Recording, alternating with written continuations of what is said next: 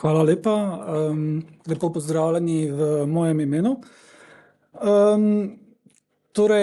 Samo predavanje se osredotoča na razstavno politiko Pokrajinskega muzeja Maribor v prvi polovici 20. stoletja. Morda preden začnem z samo politiko, dovolite na kratko čisto v enem slajdu predstavitev muzeja. Se pravi, Pokrajinski muzej Maribor ima danes 18 zbirk, več kot 120,000 predmetov, imamo okoli 350 dogodkov letno, okoli 43,000 obiskovalcev, pokrivamo 23 občin in zaposlenih nas je v muzeju 18.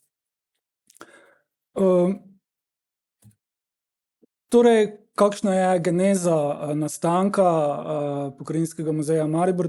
Prvo imamo že v obdobju novega veka plemiške zbirke, ki so nastajale pač po večini štajerskih in tudi ostalih gradovih. Pri nas v našem kontekstu najbolj izstopa zbirka orožja rodbine Kisl, ki so jo že imeli v 17. stoletju, nato je zelo dobro raziskana zbirka Brandis v 19. stoletju. V 19. stoletju je potrebno omeniti že zbirke posameznih meščanov, Arturja Malija in Rudolfa Gustava Puffa, ki sta delovala kot gimnazijska profesorja v Mariboru. Vse se seveda spremeni potem z nastankom Joneuma leta 1818, kamor praktično prodajajo vsi omenjeni od rodbine Brandis do Malija do Rudolfa Gustava Puffa, vsi pač, ki so začeli zbirati, ki so izkopavali privatno, so nato prodajali svoje najdbe praktično današnjemu Univerzalnemu muzeju Joneumu. Nato pa seveda na Štajerskem, če gremo Celje, Ptuj in zbirka Levantinske škofije v Mariboru 1896 kot najstarejšega muzeja v mestu. Nato Nemški muzej 1903 pa 1909 nato odgovor Slovenskega muzeja v Mariboru. Nato pride do neke vrste združitve ali priključitve vseh treh v en in 1938 nato tudi se preselijo vse tri zbirke v današnji muzej oziroma tedanji grad. Kolikor se osredotočimo na sam muzej, ki je nastal 1903, gre za posledico leto dni prej, 1902, nastane Museumsverein Marburg, se pravi in nato v dobrem letu uspe predvsem njihovemu predsedniku Amandu Raku, ki je imel zelo dobre politične veze, poročen je bil z županovo hčerko, po poklicu je bil zdravnik in praktično mrežil in že v roku dobrega pol leta oziroma enega leta dobijo nove prostore v nekdanji osnovni šoli. Zbiralna politika je v bistvu bila podobna, kot jo ima Pokrajinski muzej Maribor še danes. Torej pokrivali so Maribor z okolico, Pohorje, Kozjak, Slovenske Gorice, Podravje. Sama otvoritev muzeja praktično je, na sami otvoritvi muzeja so bili prisotni vsi, ki bi si jih še danes tudi, ki si jih sami danes želimo. Torej bili so predstavniki oblasti, razstave je odprl takratni župan, pa na razstavi so bili predstavniki gospodarstva, direktor mestne hranilnice, pa predstavniki vodilnega časopisa tedanjega Marburgerce, ki je praktično tudi zelo dobro dogodek pokrila. Glede same zbiralne politike so seveda prevladovali, oziroma glede same, kdo je vse zbiral oziroma kdo je vse podaril same zbirke, je v ospredje postavljamo meščane, predvsem nemško orientirane meščane. Tudi sama politika muzeja je bila, da je potrebno razstave prikazati na način, da bo, kot se je nekdo kasneje izrazil, da so naredili to pokrajino spet nemško. Tako da je nekako med glavnimi donatorji prve zbirke je bila tudi mestna občina. Na splošno je se v mestni občini hranila večina mestotvornih predmetov, se pravi od sodniške palice pa do sodniškega meča, pa do Salamonove sodbe. Vsi ti mestotvorni predmeti so pravzaprav bili že od začetka hranjeni v Rotovžu. Prav tako je muzej praktično že zelo hitro postal tudi točka spomina na tako imenovanega mariborskega sina, Wilhelm von Tegethoff, ki je praktično en prvih junakov Avstro-Ogrske monarhije, mitološka figura, praktično postal že ob svoji smrti oziroma času življenja. 20 različnih darovalcev je darovalo različne predmete v tedaj ustanovljen muzej. To pomeni tudi, kako dolgo oziroma kako pričakovana je bila in zaželjen je bil muzej znotraj nemške skupnosti. In lahko rečemo, da je sam Tegethoff bil tudi kasneje točka spomina tudi še v obdobju združitve muzejev. Postavitev razstave je mogoče interpretirati iz 3 različnih virov. Prej smo že videli samo razglednico, ki v ospredje postavlja meščanstvo. Torej, sama postavitev razstave je izhajala iz meščanske paradigme dobrega, lepega in resničnega, kar se je neposredno odražalo tudi na zbiralni politiki. Lepi predmeti so krepili estetski čus in meščanskega duha, mestotvorni predmeti pa opozarjajo na moralno odgovornost mestne oblasti, ki je bila v službi dobrega in pravičnega, kot to izražajo že omenjeni simboli. Tukaj vidimo potem tudi poprsje znamenitega župana Andreja Setapajnerja, ki je praktično popeljal mesto Maribor na nekakšno pot razvitosti in pa seveda arheološke izkopavanje in prav arheologija je praktično, kot vemo, ta povezava z vključevanjem v nemški prostor kasneje tudi zelo spretno nadaljevala. Leta 1915 pride do združitve oziroma pride do premestitve samega muzeja zaradi prostorske stiske v prostore bivše jetnišnice. Muzej je komuniciral z javnostjo, torej z javnim prostorom, z napisom muzejem, kot vidimo, in pa nad njim verjetno mariborski grb. Na samem dvorišču se je hranil tudi leta 1919 odstranjen Tegethoffov kip, kasneje tudi kočija Antona Martina Slomška, ki je danes ohranjena v Tehničnem muzeju. Sama kronologija razstave je bila v bistvu začeli z arheologijo, nato so nadaljevali z srednjim vekom, že omenjenimi mestotvornimi predmeti.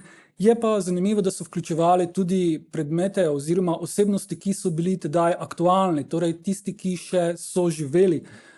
Vključevali so recimo Amalijo Joachim, ki je sicer nedavno tedaj preminula. Amalija Joachim je bila znamenita operna pevka, ki je v bistvu ena prvih žensk, ki se je osamosvojila in imela pestro osebno življenje od ločitve do diskreditacije in se vedno vzpostavila potem na novo v Berlinu kot učiteljica petja, rodila pa se je prav v Mariboru.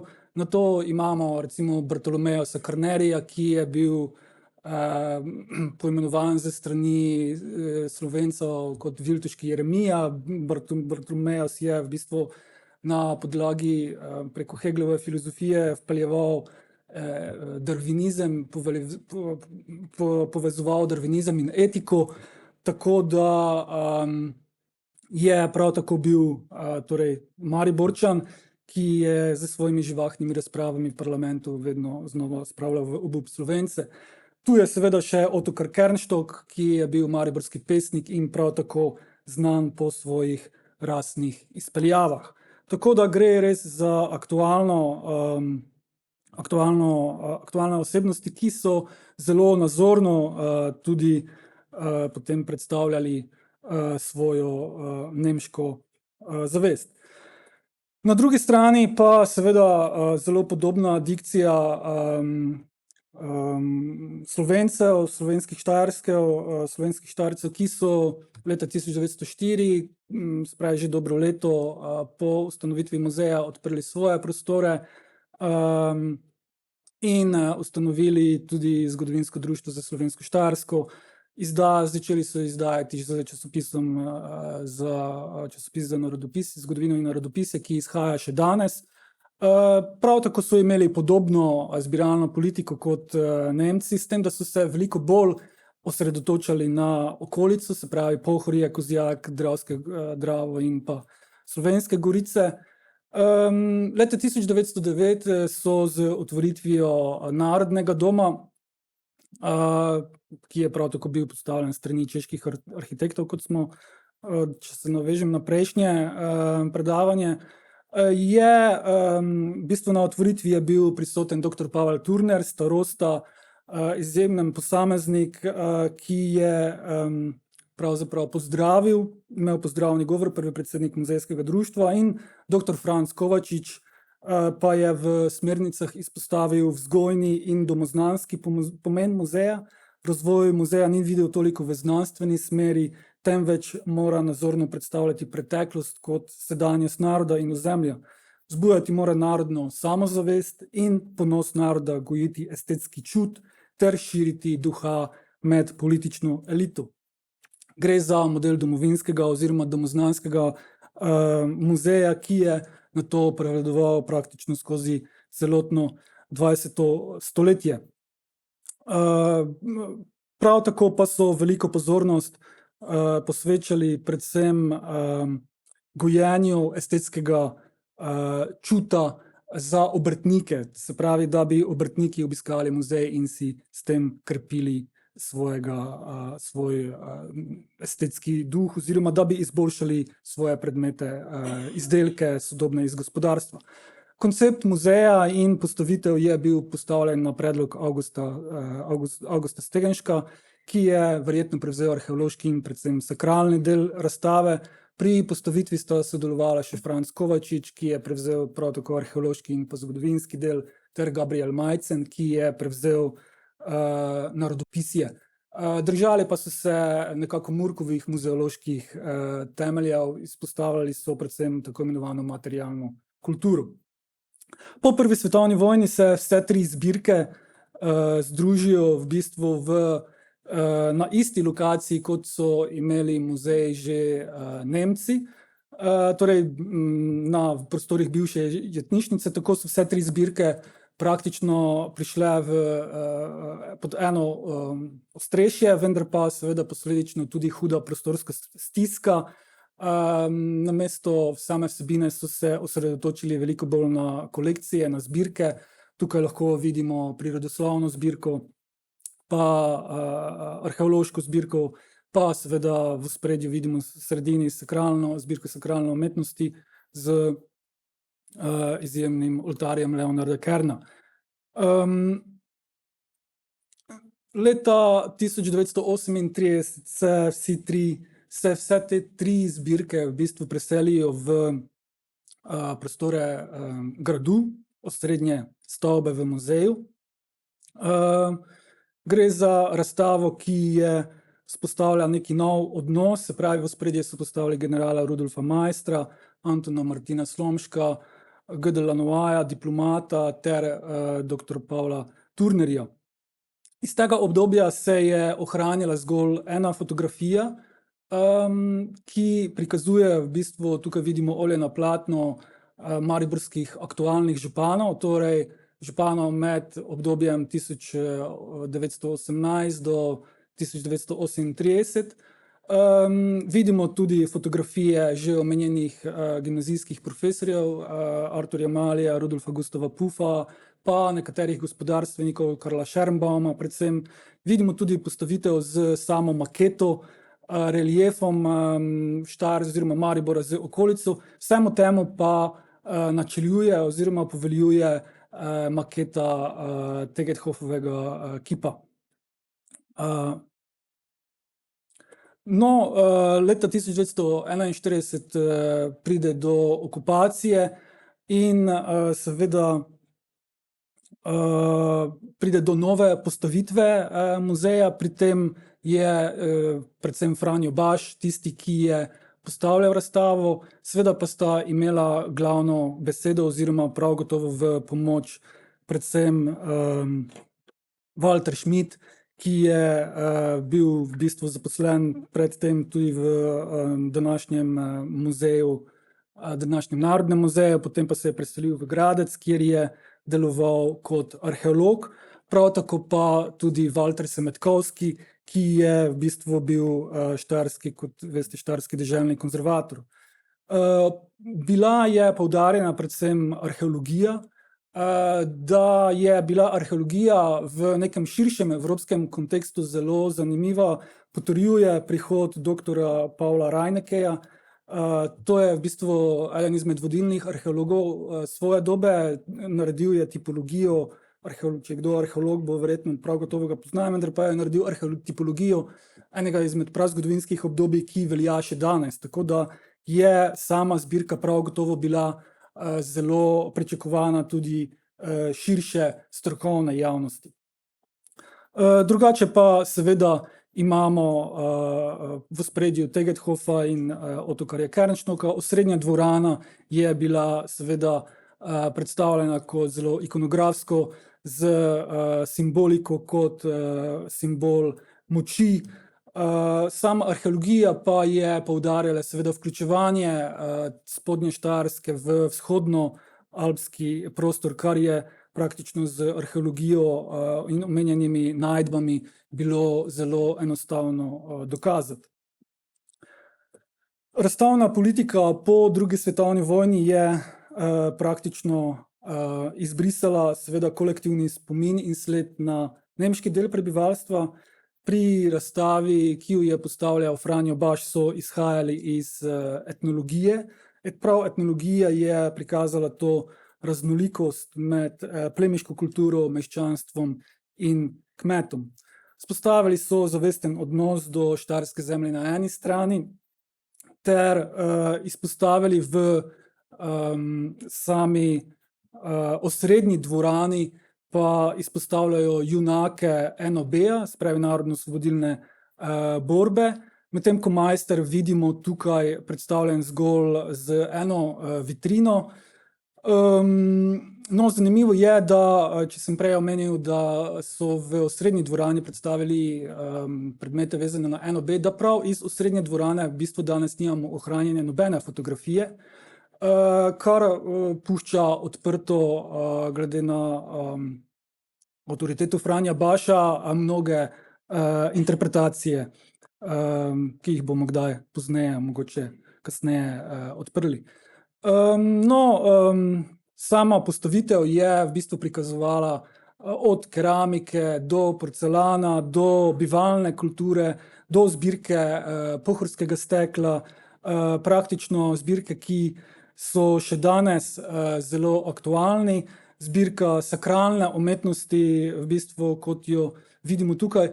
In lahko rečem, da je v bistvu sama postavitev bila zelo podobna, kot se morda kdo redko od vas še spomni, postavitve, ki sta jo postavljala cenjena Marjetica Simoniti in dr. Sergej Vrišer, tako da praktično tudi ta razstava po letu 67 oziroma ki nastajajo kasneje, so v bistvu, če gledamo same fotografije, zelo, zelo podobne.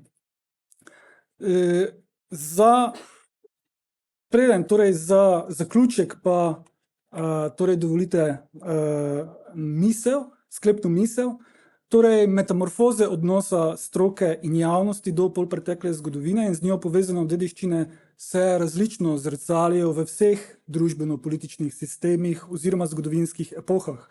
Rečeno z Althusserjem, muzej je kmalu postal del ideološkega aparata Cisletanije, številni različni darovalci darujejo, da pa je muzej tudi postal točka spomina, vezan na junaštva meščana ali proletarijata. S tem, ko so posamezniki prenesli lastne zbirke iz privatne v javno sfero, so sprejeli dikcijo avtoriziranega diskurza, ki jo je v tem primeru prevzel vodilni sloj družbe. Z razstavo se je posameznik znotraj ciljne javnosti tudi identificiral, na kar so ga opozarjali številni muzejski predmeti od omenjenih Narodna garda, Tegetthoffova zapuščina, mestne insignije. Še več, razstava kot taka je po Foucaultu prevzela funkcijo discipline, nadzora in spektakla. Vsak je lahko malikoval narodno oziroma mestno bogatstvo, ki je bila dostopna in vidna vsakomur. Muzejski predmet je prevzel vlogo dokumenta, simbola in prenašalca sporočil. Mestno oblast predstavljata žezlo kot simbol pravičnosti ter meč kot simbol moči. Pravična sodba pa je potekala izpod mogočne slike bibličnega kralja Salomona. Narodni ponos in identifikacijo z monarhijo takrat že močno načetega narodnostnega imperija so simbolizirali predmeti vezani na Tegetthoffa. Obiskovalec se je zelo zlahka identificiral z imperijem, ki ga je poosebljal mariborski sin. Postal je del spektakla, ki ga je narekoval že omenjen avtoriziran diskurs. Predmeti prepleteni v muzeološki rabi, izpostavljeni sprva kako simbolično po Foucaultu najprej v vzgojno-izobraževalno institucijo, ter na to, v bistvu saj ni res pa je, v prostore bivše jetnišnice.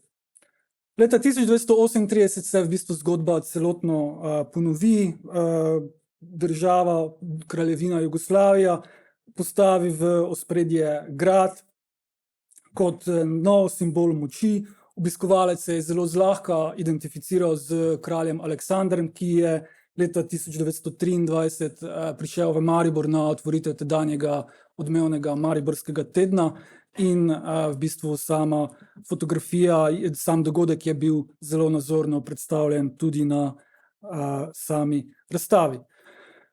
Zaključujem z kratkim videom, v katerem predstavljam aktualno razstavo in prav letos oziroma lani je muzej praznoval 120-letnico ustanovitve in tukaj smo ob burni debati izpostavili novega narodnega junaka oziroma starega novega narodnega junaka, generala Rudolfa Maistra, ki ga letos tudi obeležuje Republika Slovenija. Javnost je bila seveda nad predstavitvijo in konceptom navdušena. V samem sklepnem delu filmčka lahko vidite potem tudi samo predstavo.